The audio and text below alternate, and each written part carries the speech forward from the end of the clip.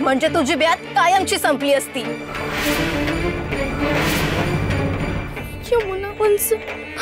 असं विचारी बोलू नका ना, मला खूप त्रास होतोय, आधीच पाय दुखतो, पण तुमचं बोलणं माझ्या जीवावर जास्त लागतं।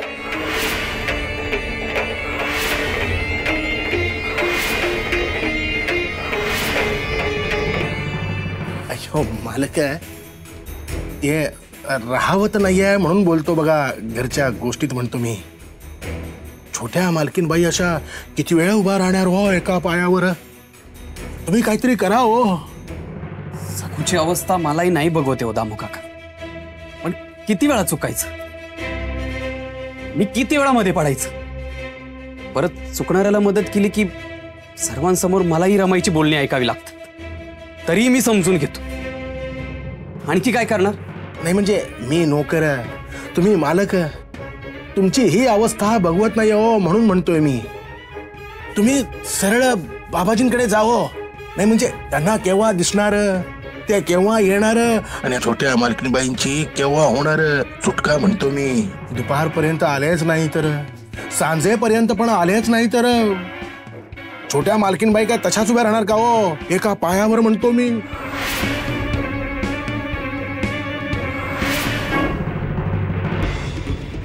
जय जिंगरोबा, जिंगरोबाची कृपा आहे तुमच्यावर।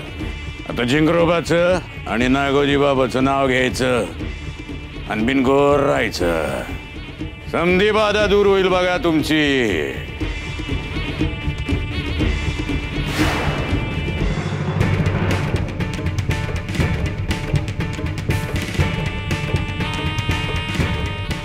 बाबाजी, लय भारी खबर आहे।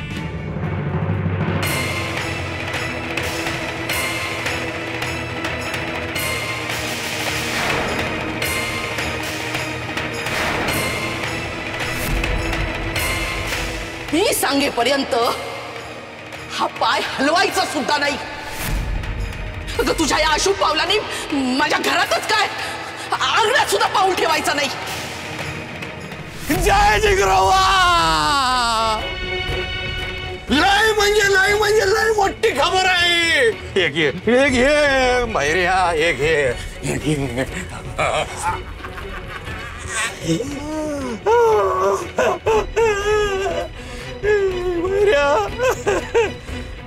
जाता निकार आलाय हातात, आता त्याला हवा घालणार मी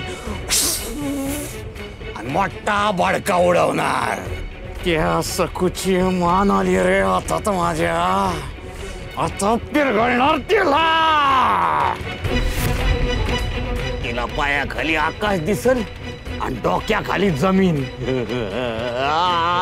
मग ती जीवाच्या आकांतानं वरडल, वाचवा वाचवा वाचवा।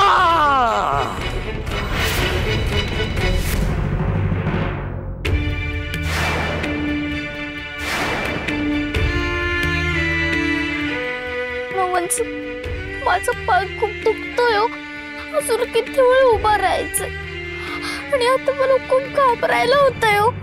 तुझं सोड ग, तुला शिक्षा व्हायलाच हवी, पण तुझ्यामुळे मला उगीच किती त्रास होतोय बघतेस ना।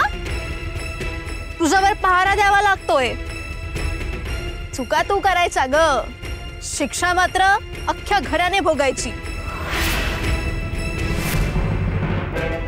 अगं बया, आवा अशा का उभारलात? काय झालं? गंगे मागे हो, आणि तुला कसल्या ग नसत्या चौकशा? तसं नाही ताई, बिचाऱ्या किती अवघडल्यात, कळवळत्यात, आणि ऊन बी केवढं चटचट लागतंय ना, पण पार सुकून गेले हो। मी पाणी आणते।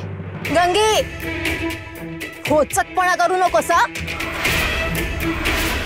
दिसतंय ना शिक्षा दिलीये तिला? अहो पण, आणि रमाईनच शिक्षा दिलीये। लक्ष्मण रेषेच्या आत पाय गेलाय म्हणून शिक्षा दिलीये, उगाच कळवळा यायला नकोय। आणि रमाईला जर कळलं की तू पाणी दिलंयस तर तुलाही कडक शिक्षा होईल।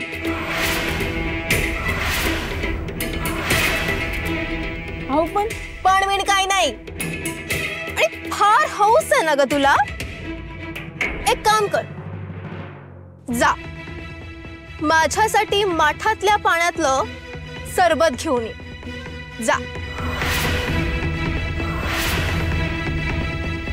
हिच्यावर लक्ष ठेवून माझाच घसा सुकलाय. उलट्या काळजाची हाय ही यमी, जखमेवर मीठ चोळतीये. पण देव बघतोय, एक दिस धडा शिकवलच.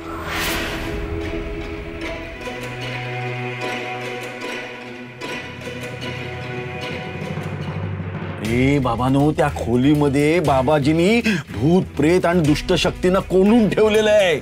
आणि नेमकी ती सकू तिथे कशी काय कडमडली? ही सकू आहे ना, तिचे काही ना काहीतरी उपद्व्याप सुरूच असतात. नाही आई, मला माहितीये ना. अगं मी होतो ना तिथे. आपली यमुताई आहे ना, तिनेच आम्हाला खेळायच्या बरीला पाडलं. आणि सखू बहिणीनं मुद्दाम त्या बाजूला उभं केलं. कधी नव्हे ती यमुनाताई आमच्यात खेळायला आली आणि मुद्दाम तिथे चेंडू टाकून. गप्पच जरा, किती बोलतोयस, जरा गप्प बस. हा, एकतर मगाशी जाऊबाईंच्या समोर सुद्धा हीच अक्कल पाझळत होतास. तुला पण हौस आले का शिक्षा भोगायची? नाहीतर काय, आणि नंतर तू आम्हाला अडचणीत टाकणार. अहो पण त्या यमुनाताईला कोणी का बोलत नाहीये? ही यमुना आहे ना, ती आहेच कळणारी. तरी आलंय. काय ग गंगे, चोरून ऐकत होतीस ना? कशाला, गरजच नाही. तुम्ही काय बोलता ते परसदारात आणि माझघरात दोन्हीकडे ऐकू येते.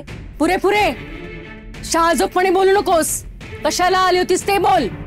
यमुनाताईंनी माठातल्या पाण्यातलं सरबत मागितलं. लगेच देत नाही सांगदा. मी काय नोकर आहे तिची? जी, देते निरोप जशात तसा. ए थांब, चाललीस लगेच लावा लाव्या करायला. म्हणे मी देते जसाच्या तसा निरोप. जास्त शहाणपणा करू नकोस. देते सरबत करून, घेऊन जा. चला, म्हणजे यमुनीच्या नावाने आपल्याला सरबत मिळेल. माझाही घसा कोरडा पडला होता. हा, बनवा बनवा.